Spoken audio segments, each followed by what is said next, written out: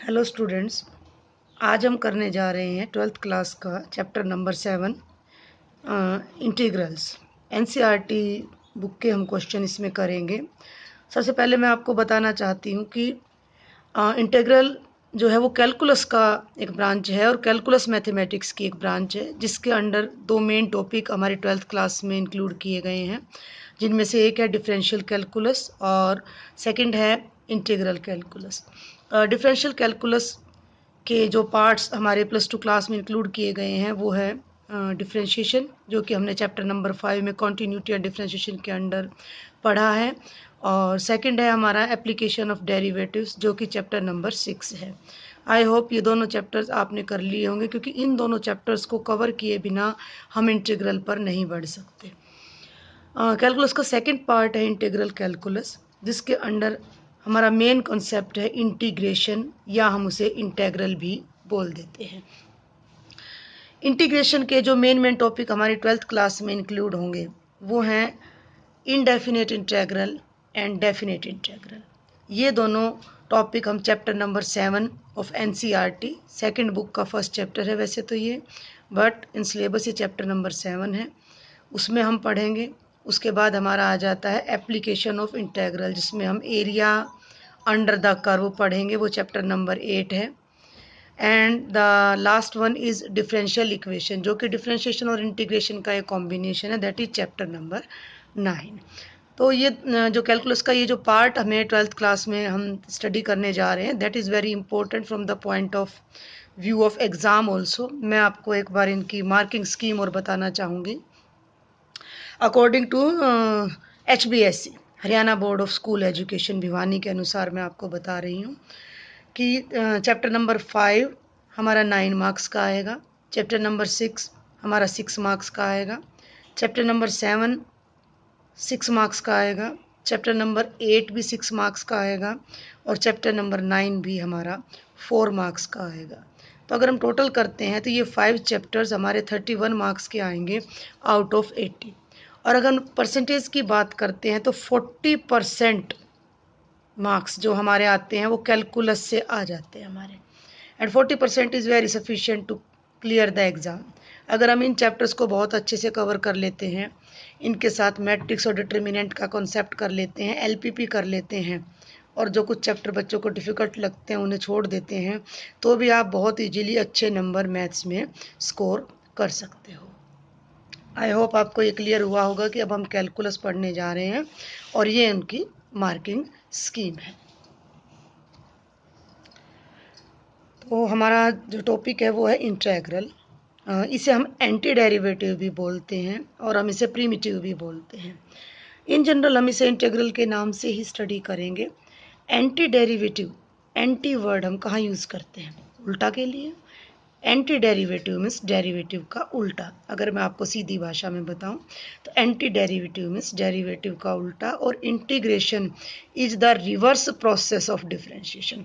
हम इसे reverse process भी कह सकते हैं और हम इसे इन्वर्स प्रोसेस भी कह सकते हैं, कि डिफरेंशिएशन का बिल्कुल उल्टा। अगर जैसे हमारे पास कुछ ऑपरेशंस हम छोटी क्लासेस से पढ़ते आ रहे हैं, जैसे प्लस का ऑपरेशन है, प्लस का रेसिप्रोकल, प्लस का जो उल्टा ऑपरेशन है वो माइनस होता है, माइनस का उल्टा ऑपरेशन प्लस होता है, मल्टीप्लाई का उल्टा ऑपरेशन डिवीज़न होता है, और डिवीज़न का उल्टा ऑपरेशन मल्टीप्लाई होता है। In the same sense differentiation का इन्वर्स प्रोसेस। अगर हम डिफरेंशिएशन से अच्छी तरह फेमिलियर हैं तो हम इंटीग्रेशन भी अच्छे से कर सकते हैं। तो हम फॉर्मूलों को डायरेक्ट लर्न करने की बजाय पहले हम एक प्रोसेस से उन्हें समझने की कोशिश करेंगे।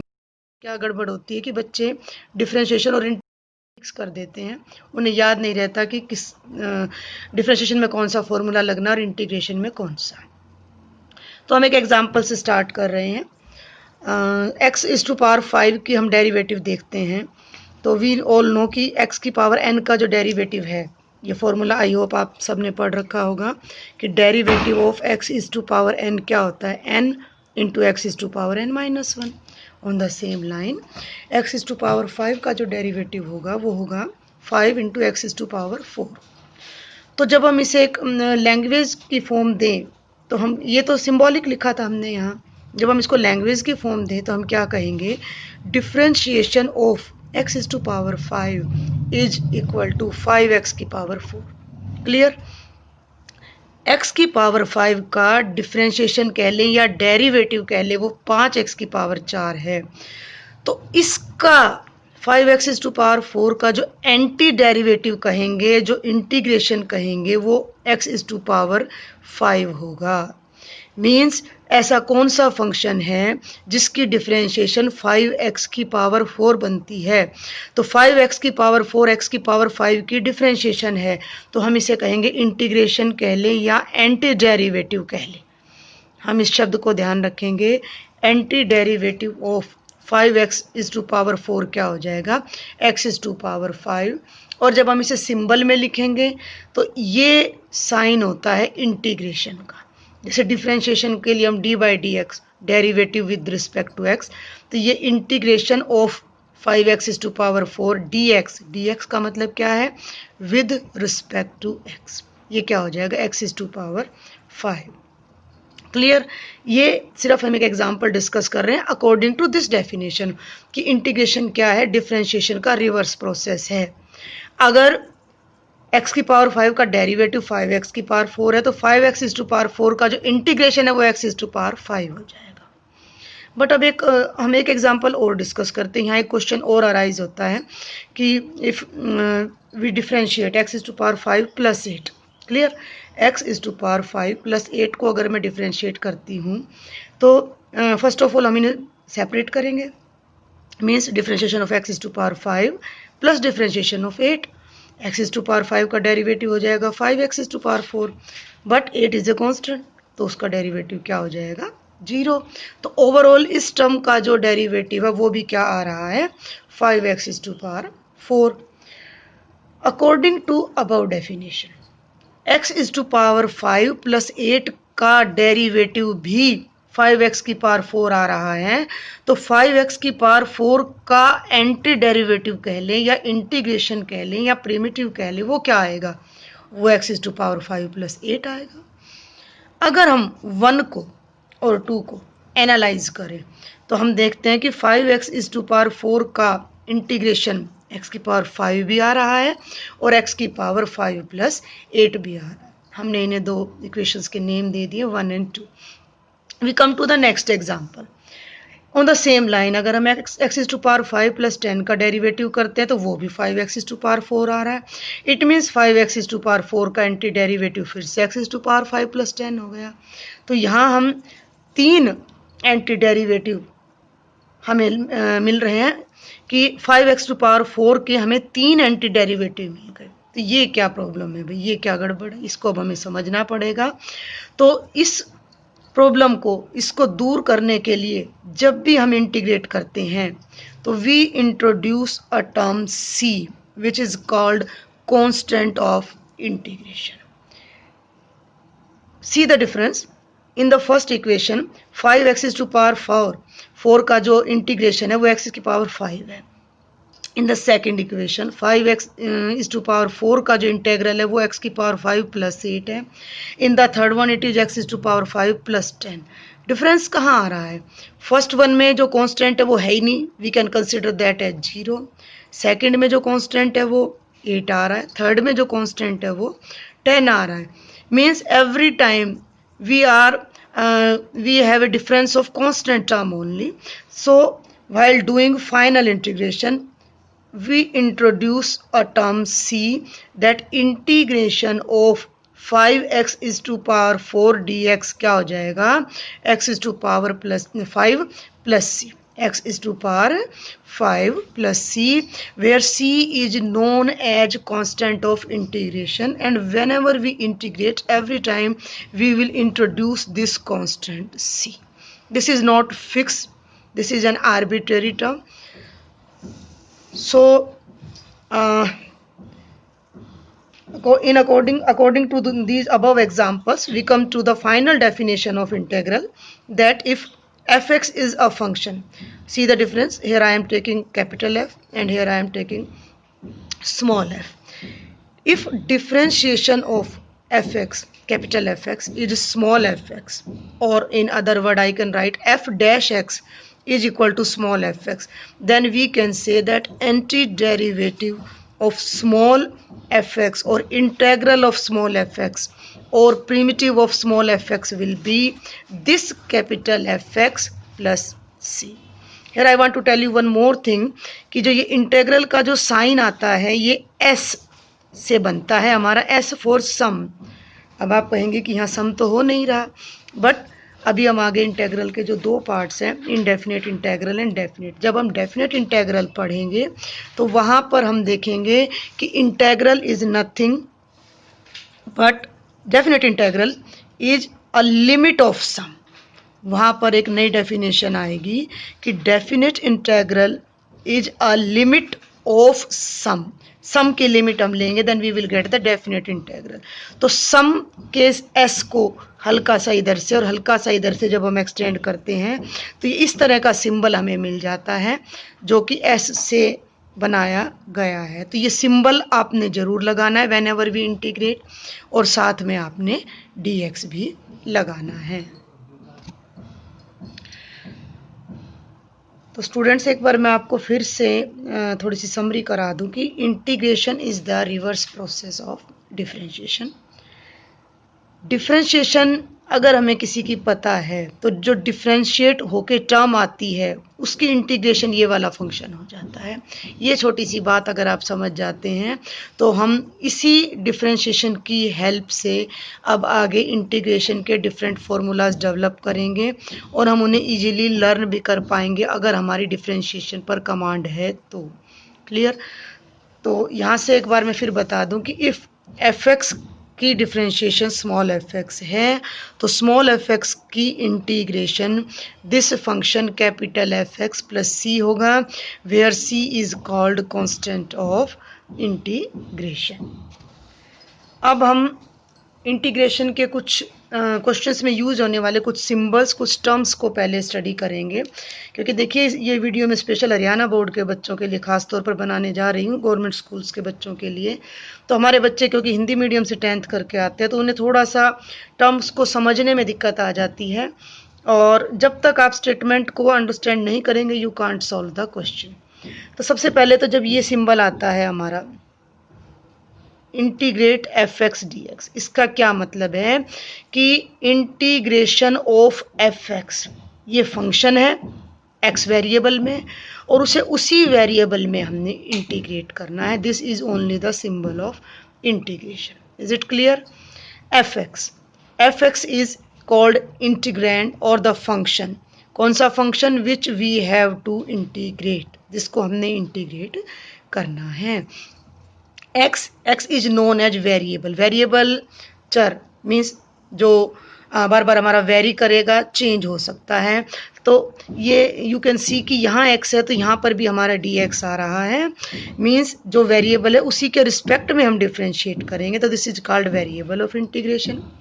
अगर आपको कहीं लिखा आ जाए इंटीग्रेट, इंटीग्रेट का मतलब इंटीग्रेट द फंक्शन, इस तरह से हमारे पास क्वेश्चन आ जाता है तो हमें जो फंक्शन गिवन है उसको हमने इंटीग्रेट करना है, मीन्स उसका इंटेग्रल फाइंड आउट करना है, उसकी इंटीग्रेशन हमने निकालनी है।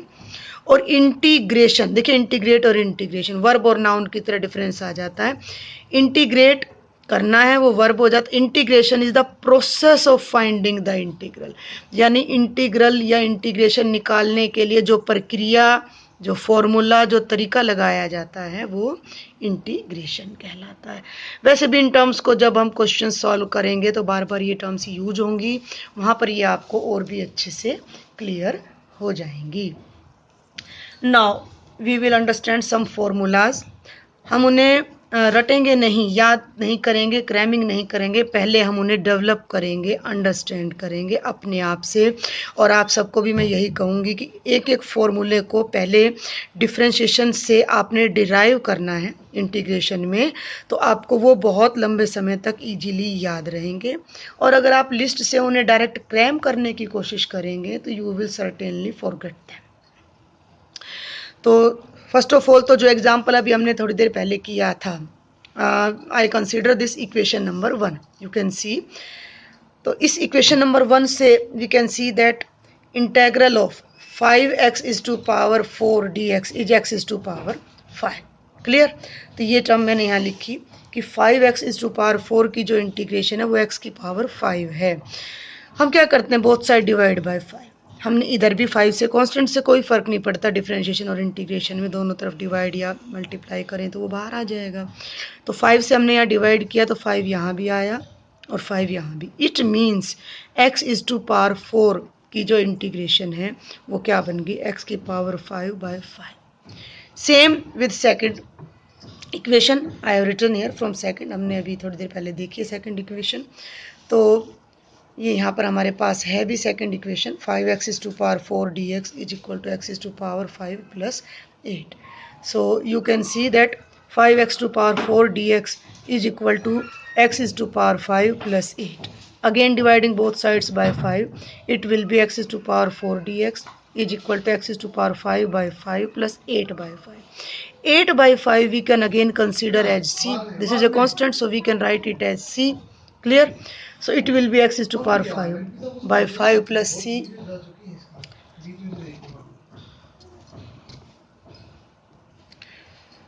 So from these about two examples we can see that integration of x is to power 4 dx is x is to power 5/5 means यहाँ पावर 4 है तो here is the power 5 means 4 से एक ज़्यादा यहाँ पर और by 4 + 1 + c। सो इस आइडेंटिटी की हेल्प से हम एक जनरल आइडेंटिटी डेवलप कर लेते हैं कि x is to power n का जो इंटीग्रेशन होगा वो क्या होगा, x is to power n + 1/n + 1 + c। Clear. इसी को हम एक और तरीके से इसी फॉर्मूला को फिर देखते हैं। We consider the differentiation of x is to power n + 1/n + 1। Clear. While differentiating हमारे पास एक आइडेंटिटी थी, अगर आपको ध्यान हो, मैं रिवाइज कोशिश कर रही हूँ कि आपको डिफ्रेंशिएशन साथ साथ रिवाइज कराती चलूँ। तो ये हमारे पास आइडेंटिटी थी कि differentiation of K F X, तो के बाहर आ जाता था and we only differentiate the function using this particular identity. K बाहर आ गया, के मीन्स दिस कॉन्स्टेंट 1/n + 1 हमारा बाहर आ गया, 1/n + 1 into differentiation of x is to power n + 1, 1/n + 1, इसके डिफ्रेंशिएशन पावर आगे और the power of the base एक कम हो जाती है, n + 1 - 1, n + 1 कैंसिल, 1 से 1 cancel and it becomes x is to power n। Only one ये formula हमने कहाँ से लगाया, we know that differentiation of x is to power n is equal to n x is to power n - 1। Clear. यहाँ एक condition हमने ध्यान रखने की, n is never equal to -1। Why? Because अगर n -1 हो जाएगा तो डिनोमिनेटर विल बी 0 और फ्रैक्शन में डिनोमिनेटर हमारा नॉन जीरो होता है। So from this differentiation we can see that differentiation of x is to power n + 1/n + 1 क्या है, x की power n। So by the definition of integration is the reverse process of differentiation. So using this one, differentiation of x is to power n + 1/n + 1 क्या है, x की power n where n is not equal to -1। So integration of x is to power n क्या हो जाएगी, x की power n + 1/n + 1 + c where n is not equal to -1। Clear? On the same line we know that differentiation of x is equal to 1, so obviously integration of 1 with respect to x dx means with respect to x क्या हो जाएगा, x + c। Clear? In this way I am going to tell you some 14-15 identities. So the third one is, we know that differentiation of log of mod x is 1/x, so integration of 1/x will be log mod x plus c। Clear? Differentiation of e to power x is e to power x itself, so integration of e to power x is again e to power x plus c। Come to the fifth one, differentiation of a to power x is a to power x log a, or I can write I bring this log a in the left hand side in denominator, d by dx of a to power x by log a is equal to a to power x, which implies integration of a is to power x d x क्या बन जाएगा, a is to power x by log a plus c. Clear. Now we will discuss some trigonometric identities related to integration. We know that differentiation of sin x is cos x, then obviously integration of cos x will be sin x plus c. Similarly, differentiation of cos x is minus sin x. Minus sign we will take on either side, so integration of sin x will be minus cos x plus c. Differentiation of tangent x is equal to secant square x. So integration of secant square x is equal to tangent x plus c. Differentiation of minus cotangent x is equal to cosecant square x. और I can write as that differentiation of cotangent is minus cosecant square. तो मैंने minus का sign already इधर लगा दिया है. Then integration of cosecant square x will be minus cotangent x plus c. On the same line, differentiation of minus cosecant x is equal to cosecant x cotangent x. Then integration of cosecant x cotangent x will be minus cosecant x. यहाँ हम एक बात note करते हैं कि जो ये c वाली अपनी इंटीग्रेशन है, cos आ रहा है यहाँ थोड़ा हो जाता है. डिफ्रेंशिएशन में तो ये बिल्कुल फाइनल है कि कॉस का भी माइनस में आता है, कोटेंजेंट का भी माइनस में आता है, कोसिकेंट का भी डिफ्रेंशिएशन माइनस में होता है. यानी सी वाली जितनी भी टर्म्स हैं उनका डेरिवेटिव नेगेटिव होता है. और यहाँ पर हमारा इन दोनों का तो नेगेटिव आ जाता है, बट यहाँ साइन, लेकिन जिन जो टर्म्स राइट में सी से स्टार्ट हो रही हैं उनके आगे हमारा माइनस का साइन लग रहा है. Come to the 11th formula. कोई फिक्स नहीं है फॉर्मूले, जितने अभी मुझे लगा नेसेसिटी है फर्स्ट एक्सरसाइज में वो मैं आपको बता रही हूँ, बल्कि सारे ये यूज़ भी नहीं होंगे अभी फर्स्ट में. We are familiar with this formulas of differentiation, so इनसे हम डायरेक्ट डिराइव कर रहे हैं. Differentiation of secant x is secant x into tangent x, so integration of secant x tangent x will be secant x plus c. Differentiation of sin inverse x is 1 by 1 minus x square root. So integration of 1 by 1 minus x square root dx will be sin inverse x. अब आप यहाँ देखें कि differentiation of cos inverse x is also 1 by 1 minus x square root with minus sign. और minus को अगर हम left में ले जाते हैं तो integration of 1 by 1 minus x square root dx will be minus cos inverse x plus c. सो ये हम देख रहे हैं कि 1 by 1 माइनस एक्स के रूट का जो इंटीग्रेशन है वो प्लस में लें तो साइन इनवर्स एक्स है और माइनस में लें तो कॉस इनवर्स एक्स है. On the same line tangent inverse x की 1 by 1 प्लस एक्स स्क्वायर होता है डेरिवेटिव, तो 1 by 1 प्लस एक्स स्क्वायर की इंटीग्रेशन या तो टेंजेंट इनवर्स एक्स होगी या कोटेंजेंट में लेंगे तो वो माइनस में होगी. Clear. And the last one, last but not the least, 1 by x root x square minus 1 integral क्या होगा secant inverse x, and 1 by x x square minus 1 under root की नेगेटिव में लें तो minus cosecant inverse x plus c. तो ये आज के वीडियो में अभी इतना ही. आप इन आइडेंटिटीज़ को समझें, इंटेग्रल को एक बार अंडरस्टैंड करें, सारी आइडेंटिटीज़ नोट करें. नेक्स्ट वीडियो में मैं आपको इनके एग्जांपल्स और एक्सरसाइज कराऊंगी. अगर कोई आप मुझे कमेंट करके बताएं आपको ये मेरा लेक्चर कैसा लगा, कुछ गलती हो गई है, देखिए हम सब ह्यूमन बीइंग हैं, तो आप मुझे उसके बारे में भी बताएं. ओके, सो आई होप कि आप इन सारे फार्मूलाज को लर्न करेंगे, अंडरस्टैंड करेंगे. पहले आप इन्हें अंडरस्टैंड करेंगे, राइट करेंगे, then you will learn these formulas. Thank you students.